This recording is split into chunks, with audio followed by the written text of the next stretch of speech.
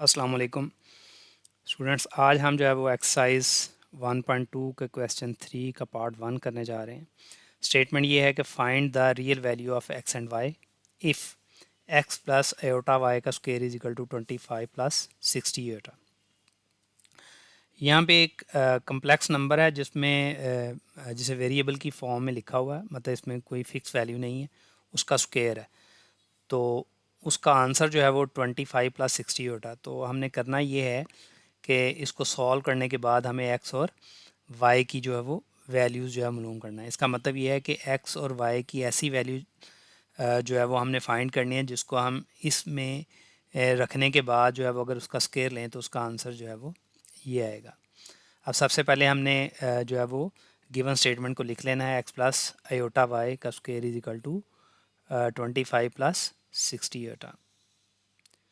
चूँकि हमने वेरिएबल की वैल्यूज़ को जो है वो निकालना है तो हम जो है वो क्या करेंगे, सबसे पहले ये स्क्वायर ख़त्म करेंगे। तो स्क्वायर ख़त्म करने के लिए हमें दोनों साइड का जो है वो स्क्वायर रूट लेना पड़ेगा by taking the square root of the above equation.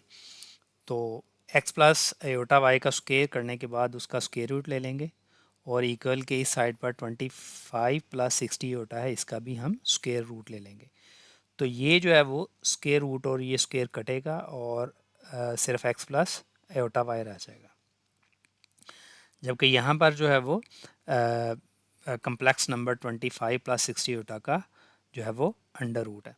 अब अगर कोई एक नंबर है, मतलब एक कम्प्लेक्स नंबर है ए प्लस एयोटा बी की फॉर्म में, ठीक, अगर हम इसका जो है वो रूट लें तो वो रूट किस तरीके से जो है वो निकाला जा सकता है।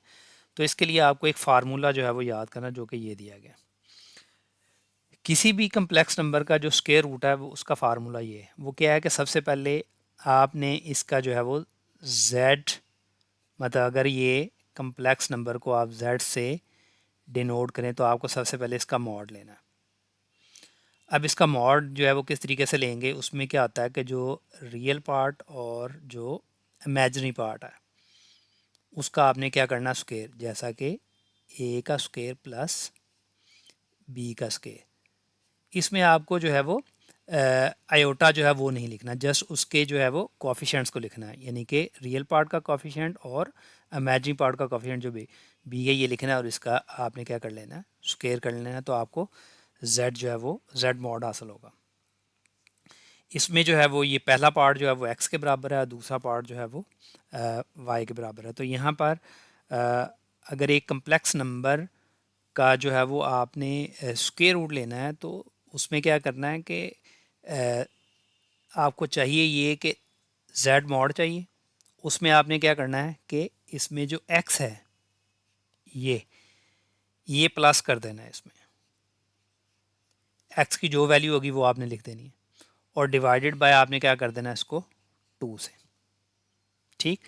यही z मॉड जो है वो दोबारा यूज़ होगा। आपने उसका एक बार z मॉड में प्लस को x ऐड करना है और दूसरी बार जो है वो z मॉड में x को जो है वो आपने क्या कर देना, सब्ट्रैक्ट और डिवाइडेड बाय 2 कर देना। तो मतलब आसान है कि जो कम्प्लेक्स नंबर है उसके मॉड में जो रियल पार्ट है वो ऐड करेंगे और जो है वो उसके मॉड में रियल पार्ट को सब्ट्रैक्ट करेंगे और 2 पे डिवाइड कर देंगे और इन दोनों के दरमियान जो है वो प्लस का साइन होगा सिर्फ, और इनका अंडर रूट भी आप लेंगे।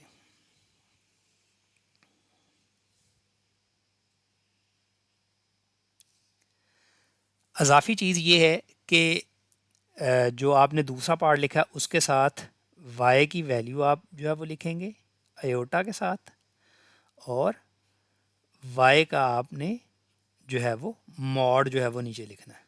तो इसका मतलब ये है कि किसी भी कम्प्लेक्स नंबर का जो है वो स्क्वायर रूट जो है वो अगर आपने लेना है तो उसके लिए आपको चार चीज़ें चाहिए। एक तो उसका मॉड चाहिए, उसमें से एक x की वैल्यू चाहिए, एक y की वैल्यू चाहिए और y की वैल्यू जो है वो आपने उसका मॉड लेना है। इसका मतलब ये है y मॉड का मतलब ये है कि y की वैल्यू चाहे प्लस हो या नेगेटिव हो आपने उसे हमेशा प्लस में ही लेना है, ठीक है। वैसे तो मॉड जो है वो जैसे कि अगर जो है वो मैं कहूँ y इज इक्वल टू 4, तो इसका जो है वो मॉड ये होता है कि 4 का स्क्वायर, मतलब y का स्क्वायर करना है आपने और अंडर रूट ले लेना।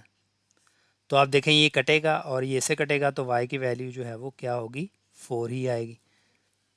अब अगर जो है वो y की वैल्यू जो है वो -4 हो, तो इसका मॉड जो है वो क्या होगा, उसका स्क्वायर करने के बाद अंडर रूट लेंगे और इधर भी -4 का स्क्वायर लेने के बाद अंडर रूट लेंगे। ये तो इससे कट जाएगा, ये फिर y आ जाएगा।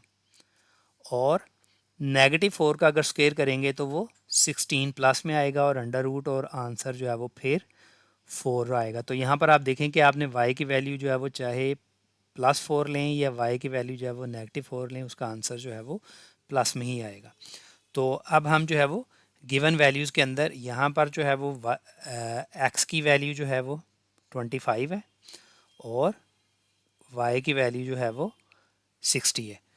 तो हमारे पास जो स्क्वायर रूट निकालने की जो इक्वेशन है वो ये है। इसके अंदर हम जो है वो z मॉड x y और y मॉड की वैल्यूज़ को जो है वो इंसर्ट करेंगे। तो सबसे पहले जो है वो हम z मॉड लेंगे। z मॉड में क्या करेंगे हम कि x का स्क्वायर करेंगे और y का स्क्वायर। तो ये देखें z mod is equal to x square plus y square.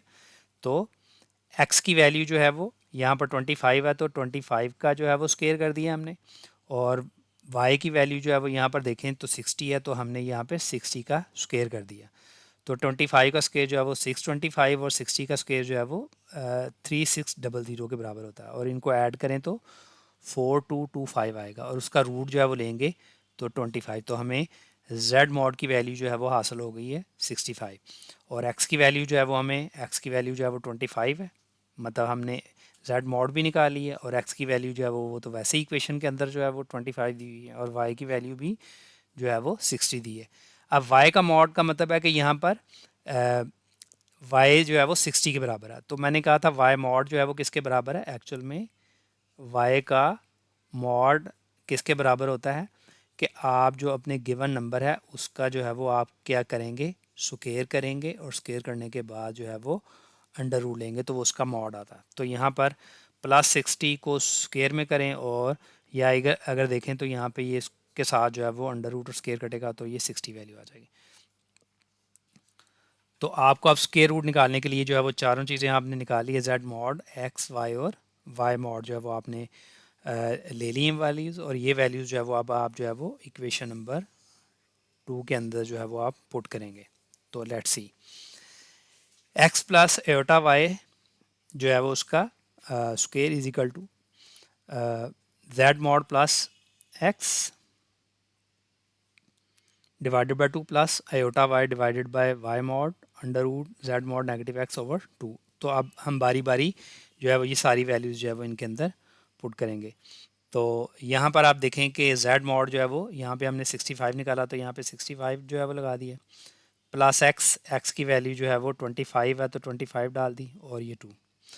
तो यहाँ पर मैंने आपको बताया था कि ये पार्ट और इस पार्ट में जो है वो क्या फ़र्क है कि इसमें z मॉड के साथ x की वैल्यू ऐड हो रही है और इधर जो है वो सब्ट्रैक्ट है। सिर्फ जो है वो राइट साइड के पार्ट में सिर्फ फ़र्क ये है कि जो है वो आपने अयोटा के साथ y लिखना है और नीचे जो है y का मॉड। तो अयोटा जो है y की वैल्यू जो है वो अगर आप देखें तो 60 है, तो यहाँ पर हमने 60 डाल दिया और y मॉड जो है हमने निकाला था वो भी 60, तो वो 60 जो है वो हमने डाल दिया।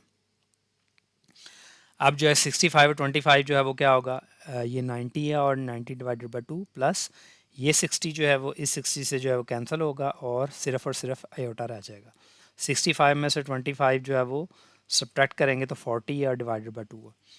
तो 90 डिवाइडेड बाई 2 45 प्लस ये जो है वो आयोटा लिखा जाएगा और 2 1 ज़ा 2 और 2 20 ज़ा 40। तो ये आंसर आ गया। अभी जो है वो चूँकि 45 का रूट नहीं आता, तो हम इसको जो है वो थोड़ा सा स्प्लिट कर देंगे। तो 45 को 9 इंटू 5 लिखा जा सकता है और 20 को 4 इंटू 5 लिखा जा सकता है। तो 9 का जो है वो रूट जो है वो अंडर रूट 3 होता है, तो ये 3 आ जाएगा और 5 का चूँकि अंडर रूट नहीं होता तो हम उसको ऐसे ही लिख लेंगे। तो 3 जो है वो अंडर रूट 5 प्लस और ये 4 का जो है वो अंडर रूट जो है वो 2 आता है, तो 4 का अंडर रूट 2 बाहर लिख लेंगे और अंडर रूट 5 जो है वो इस तरीके से आ जाएगा। तो चूँकि हमें जो है वो एक्स और वाई की वैल्यूज़ जो है वो हासिल करनी है, तो हम क्या करेंगे कि अब हम इक्वेशन के दोनों साइड पर रियल और इमेजिनरी पार्ट्स को जो है वो इक्वेट करेंगे। तो इसके लिए by equating real and imaginary parts of the equation, तो यहाँ पर हमने जो हमारे पास इक्वेशन हासिल हुई है वो हम इस तरफ भी लिख लेंगे और सेम जो है इक्वेशन इस तरफ भी लिख लेंगे। चूँकि यहाँ पर जो है वो एक्स की वैल्यू हासिल करनी हो तो रियल पार्ट्स को कंपेयर करेंगे। तो रियल पार्ट्स को कंपेयर करने का मतलब ये है इक्वेशन के दोनों साइड पर जो है जो रियल पार्ट हैं सिर्फ वो लिखने हैं। तो इस इक्वेशन के इस साइड पर जो रियल पार्ट है सिर्फ एक्स है, क्योंकि इसमें आयोटा नहीं है, तो हम सिर्फ एक्स लिख लेंगे। और इस तरफ जो है ये 3√5 के साथ जो है वो आयोटा नहीं है, इसका मतलब ये रियल पार्ट है, तो हम ये रियल पार्ट जो है प्लस -3 जो है वो 3√5 जो है वो लिख लेंगे। और इस तरफ जो है वो बाय इक्वेटिंग वाई की वैल्यू हासिल करना हो तो हम जो है वो इसके इमेजिनरी पार्ट्स को जो है वो इक्वेट करेंगे। तो इस साइड पर चूँकि वाई के साथ आयोटा है तो वो ये ज़ाहिर कर रहा है कि ये इमेजिनरी पार्ट है, तो हमने यहाँ से आयोटा वाई लिख लिया। और इस तरफ जो है वो आयोटा 2√5 के साथ आयोटा है, तो इसका मतलब ये वाला पार्ट जो है वो इमेजिनरी है, तो यहाँ पर हमने सिर्फ इमेजिनरी पार्ट को लिख लिया। अब आयोटा जो है वो आयोटा से कैंसिल होगा और वाई की वैल्यू प्लस नेगेटिव जो है 2√5 है।